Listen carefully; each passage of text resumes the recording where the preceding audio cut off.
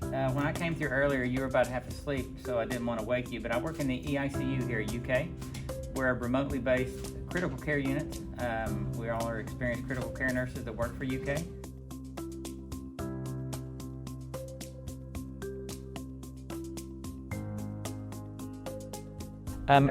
In the eCAT ICU, we have the capability to remotely video and audio into the rooms.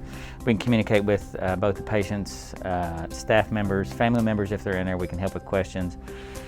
We also do a lot of data entry and analytics through our Philips eCare Manager software that has a predictive ability, kind of an artificial intelligence built into it, that will help us know actually the things are getting ready to happen before they happen, so we can alert the bedside and things like that. To have a second set of eyes on a patient is invaluable because the nurses at the bedside are extremely busy. They have a very hard workload and they're constantly having to juggle a million different things. And so having an experienced ICU nurse here in the Corps that can see things before they actually happen and can alert the nurse to that, a kind of a safety net, I guess is the best way to put it.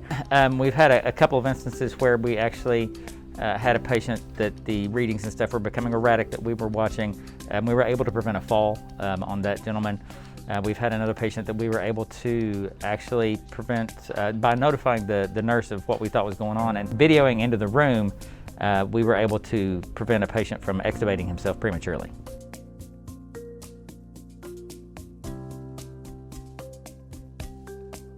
The main goal of offering this externally would be that we could help support those hospitals in managing patients that could stay in the community and prevent them from having to transfer to Lexington where their family and loved ones aren't close by.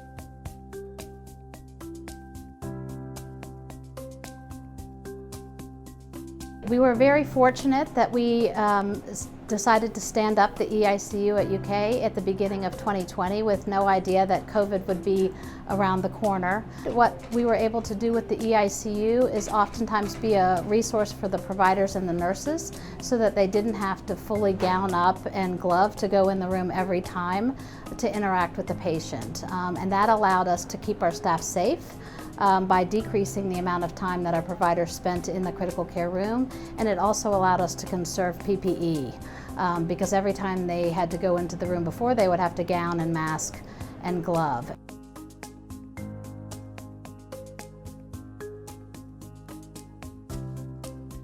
We can virtually bring the patients from home, the patients' families from home through our system onto the TV in the patient's room so that they can see their loved ones, speak to them, they can talk to the nurses and the doctors that way. So it gives them that feeling of actually being there when they are unable to do so. We had a patient that was not doing well, and I was actually able to video that the patient's family, bring them into the room. The patient could not talk, of course, was sedated and intubated, but I believe that patients can hear when they're sedated, and I've always treated them as such, but it gave the family closure as well when they were unable to actually be there in person. It's hard to describe how I felt, but I can only imagine how I would feel if I couldn't get in to see my family, and I was really grateful to be able to provide that opportunity.